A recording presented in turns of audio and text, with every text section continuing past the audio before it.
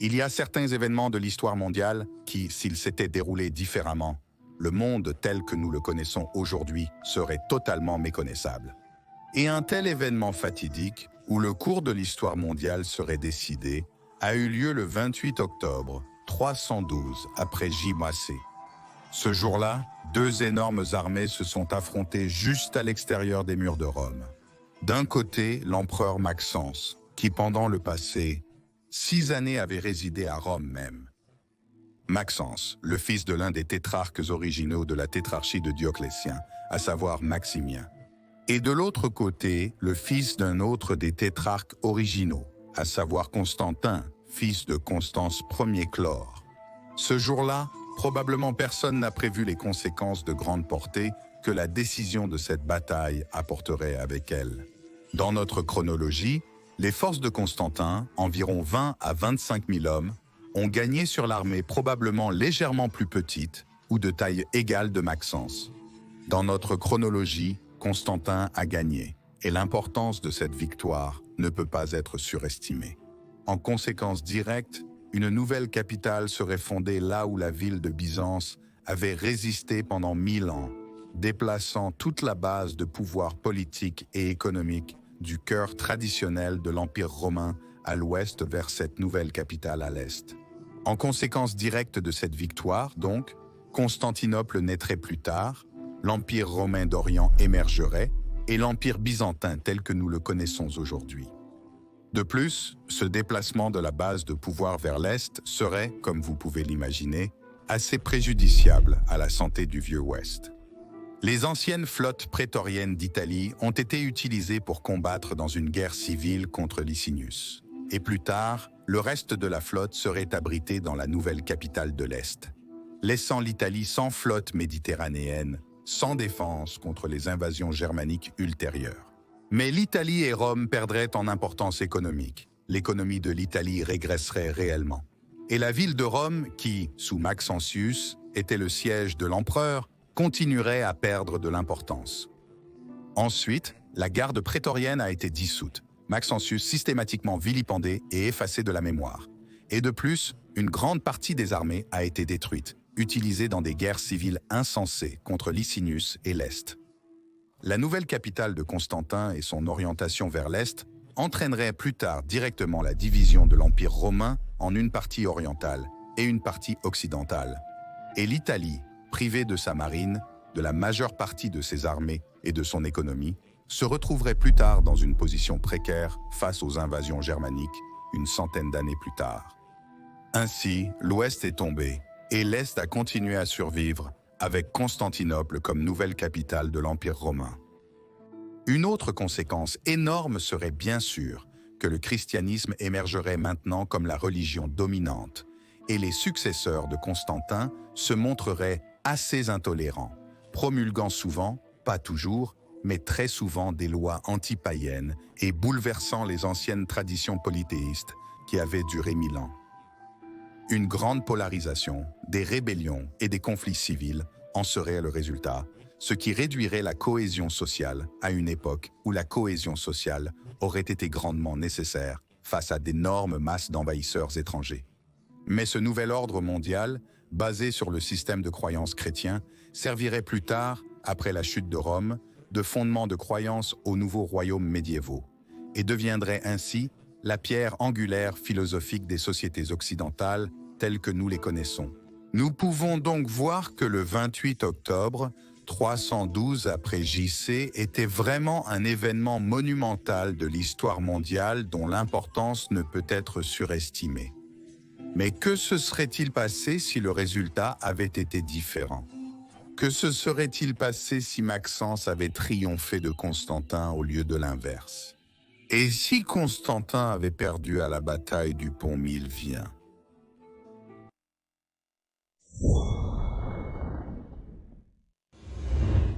C'est fait. La bataille est terminée.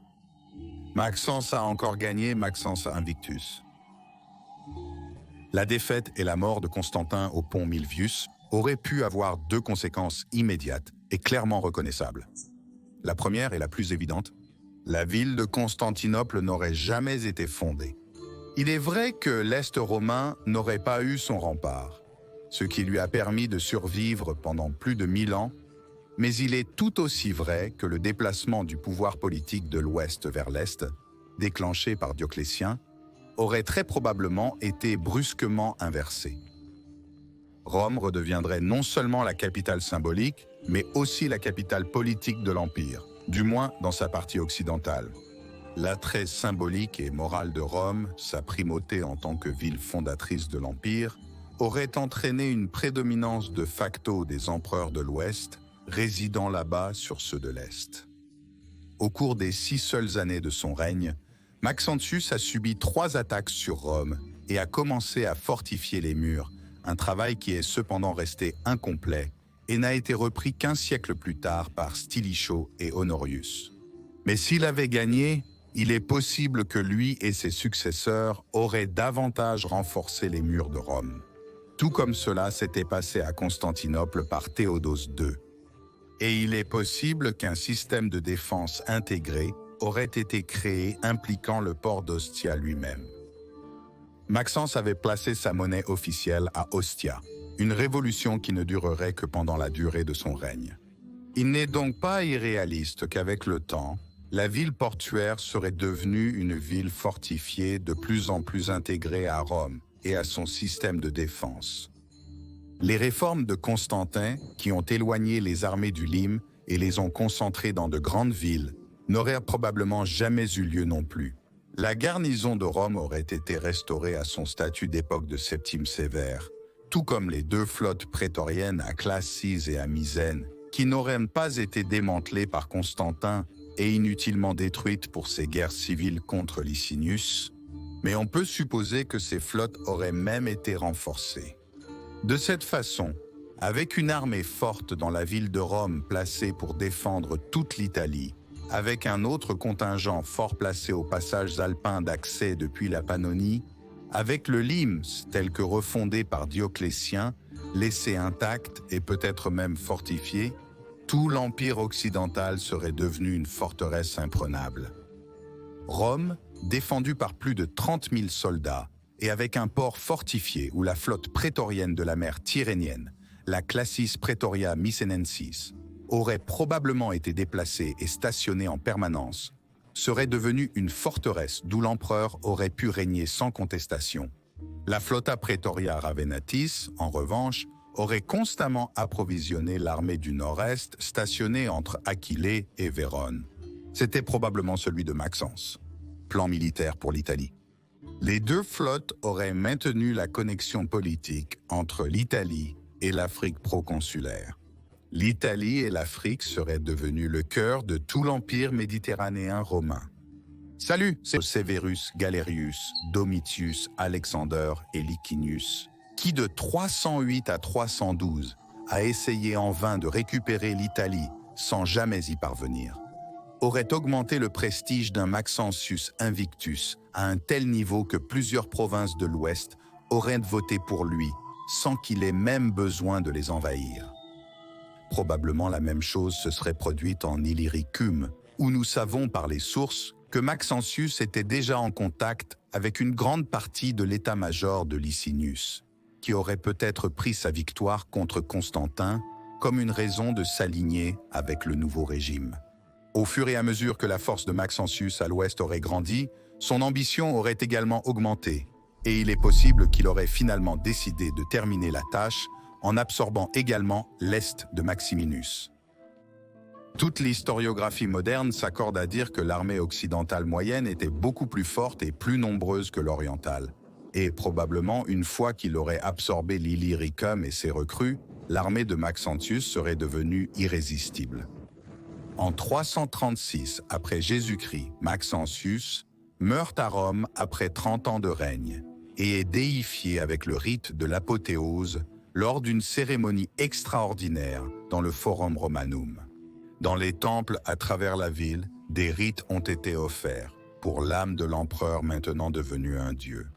Le lendemain, les célébrations continuent avec l'accession au trône du 2e fils de Maxentius, acclamé par le Sénat en tant que Romulus II, en l'honneur de son frère et premier fils de Maxentius, qui est mort prématurément et qui a également été déifié. Romulus II a poursuivi les politiques de son père et a militarisé l'Italie et en a fait une forteresse. Le lien avec l'Afrique a été renforcé et les flottes prétoriennes ont été restaurées à leur puissance originale. Les guerres de Rome ont été encore renforcées et agrandies. Libres de professer leur foi, les chrétiens se sont multipliés, mais une forme néo-platonicienne de christianisme, multiforme et tolérante, a été favorisée, dialoguant avec le paganisme et donnant naissance à une nouvelle forme de religiosité et de spiritualité. L'existence des dieux traditionnels n'était pas niée, mais l'association entre le Dieu judéo-chrétien unique et le Fils invaincu, Sol Invictus, dont toutes les autres divinités dérivent, était de plus en plus marquée. Les prêtres intolérants qui étaient incapables d'accepter cette nouvelle idéologie chrétienne néo-platonicienne et païenne ont été réduits au silence, exilés ou privés de leur position. Cet endoctrinement de la religion par l'État a forgé une nouvelle religion mixte qui est devenue la nouvelle colle de l'Empire. Afin de maintenir les troupes avides de conquête et de dons occupés, et pour prévenir les rébellions ou les usurpations, Romulus II et son successeur et fils Maxentius II ont construit une politique d'échange. Ils ont invité les barbares au-delà des limes à occuper les terres incultes à l'intérieur des frontières romaines afin de les cultiver. Dans cette chronologie alternative, en 378 après Jésus-Christ, le traité d'Adrianople a été signé. Maxentius II a offert la citoyenneté romaine à tous les enfants nés sur le sol romain ou dont les parents ont vécu sur le territoire romain pendant 20 ans, travaillant et contribuant à sa prospérité. Quiconque franchit les frontières de l'Empire doit le faire sans armes et renoncer à son statut précédent, qu'il soit roi ou autre, acceptant de reconstruire l'Empire. En même temps, Maxentius II a envoyé l'armée pour occuper militairement les zones abandonnées par ces populations afin d'empêcher que des populations hostiles et plus belliqueuses ne s'y installent. De cette façon, le Limes a été progressivement déplacé de ses frontières historiques. Cette politique a porté ses fruits principalement à l'est et dans les Balkans, où la Dacie a été réoccupée. Et à la fin du IVe siècle, le nouveau Limes a été placé aux rivières Prut et Tisa. La nouvelle stratégie de l'Empire romain n'impliquait pas de conquérir la Germanie en franchissant la frontière du Rhin, mais en la contournant par le sud-est, en achevant la conquête des Balkans, puis en remontant vers le nord. Les grandes batailles du début du Ve siècle ne se sont pas déroulées à l'ouest, courbées par d'innombrables désastres militaires précédents, mais dans les Balkans du Nord et dans l'Allemagne de l'Est, où de puissantes armées romaines ont essayé de courber l'Allemagne plus de 300 ans après les dernières tentatives de Germanicus. Et donc, nous pouvons même imaginer que la Germanie a été progressivement assimilée à l'Empire romain et les invasions uniques, bien sûr, auraient perdu de leur élan avec de grandes zones tampons germaniques et des germaniques romanisés vivant aux frontières de l'Empire. À l'Est, dans cette chronologie aussi, la menace constante de la Perse était toujours présente. Cependant, puisque les invasions germaniques du Ve siècle n'auraient pas eu lieu dans cette chronologie, avec des flottes prétoriennes intactes et un système de défense lemus renforcé et avec des réinstallations germaniques à grande échelle dans l'Empire, il y aurait eu beaucoup plus de ressources pour faire face à la Perse. Et donc, nous pouvons imaginer que la Perse aurait soit été conquise, comme cela s'est passé sous l'empereur Trajan au début du IIe siècle après Jésus-Christ, mais cette fois de manière durable, ou alternativement, qu'une paix durable avec de fortes fortifications frontalières à l'Est aurait été établie. Dans tous les cas, en conséquence directe, la dévastatrice guerre romano-sassanienne du début des années 600 n'aurait pas eu lieu, et donc, par conséquent, l'islam n'aurait pas été en mesure de conquérir de grandes parties des provinces romaines de l'Est. Dans la chronologie de Maxentien, l'islam serait donc probablement resté une religion locale sans importance des tribus du désert d'Arabie Saoudite. Mais l'Occident serait-il tombé? Il est difficile d'imaginer que tous les problèmes systémiques de l'Empire romain auraient été résolus pour toujours simplement parce que Maxentius avait gagné sur Constantin. Il y aurait toujours eu la propension intrinsèque aux guerres civiles et la possibilité d'usurpation. Il y aurait toujours eu le problème non résolu de la taille même de l'Empire romain, qui devenait intrinsèquement instable à mesure qu'il grandissait. Il y aurait toujours eu le problème des armées massives, exigeant ainsi une augmentation de salaire et de la tendance à dévaluer la monnaie afin de maintenir les demandes des grandes armées. Et donc, même si je pense que dans la chronologie de Maxence, l'Empire occidental aurait survécu beaucoup plus longtemps, nous pouvons toujours imaginer qu'il se désintègre à un moment donné en sous-empires rivaux. Comme cela s'est produit dans notre chronologie lors de la crise du IIIe siècle, nous aurions pu voir la réémergence d'une sorte d'empire gaulois, puis de l'empire traditionnel du cœur de Rome, constitué de l'Italie et de l'Afrique, et d'un ou plusieurs empires orientaux. Ces États ou empires successeurs romains auraient alors pu former la base des États européens modernes. Alors que dans notre chronologie, ceux-ci avaient été formés par les germes des États successeurs germaniques de l'Empire romain, dans cette chronologie alternative de Maxentius, ils auraient pu être formés par des États successeurs romains directs. Il y aurait même des sortes d'États successeurs romains directs en Afrique du Nord, et donc l'Afrique du Nord aurait un aspect totalement différent de ce qu'elle est aujourd'hui. Bien sûr, une autre conséquence énorme serait que les villes seraient beaucoup mieux préservées, avec de nombreux anciens bâtiments romains survivant complètement intacts, même jusqu'à l'époque moderne. Comme la religion de l'Empire aurait été beaucoup plus tolérante et beaucoup plus pro-païenne, nous pouvons même supposer que beaucoup des anciens temples païens auraient survécu jusqu'à l'âge moderne, peut-être même fréquentés tout au long des âges et jusqu'à l'époque moderne, dans une sorte de religion fusion néo-païenne chrétienne. Quand s'est produite la révolution industrielle, c'est bien sûr extrêmement difficile à dire, car il n'y aurait pas eu cette rupture totale avec l'ancien, cette réinitialisation complète de la civilisation humaine, comme cela s'est passé dans notre chronologie avec le Moyen-Âge, mais il y aurait eu beaucoup plus de continuité avec l'ancien passé romain et avec l'Antiquité. Mais je pense toujours que cela était probablement destiné à se produire si les États romains concurrents avaient été suffisamment dans un état de compétition économique et scientifique pour permettre que cela se produise. Une chose est absolument claire cependant. L'année 2024 après Jésus-Christ dans cette chronologie alternative serait totalement méconnaissable de la nôtre. Absolument méconnaissable? Ainsi, mon hypothèse vaut la vôtre. Nous aurions peut-être déjà colonisé le système solaire dans cette chronologie. Ou alternativement, la révolution industrielle n'aurait peut-être même pas encore eu lieu. Ou cela aurait pu se produire, mais sous une forme très différente. Plusieurs possibilités fascinantes. Mais qu'en pensez-vous?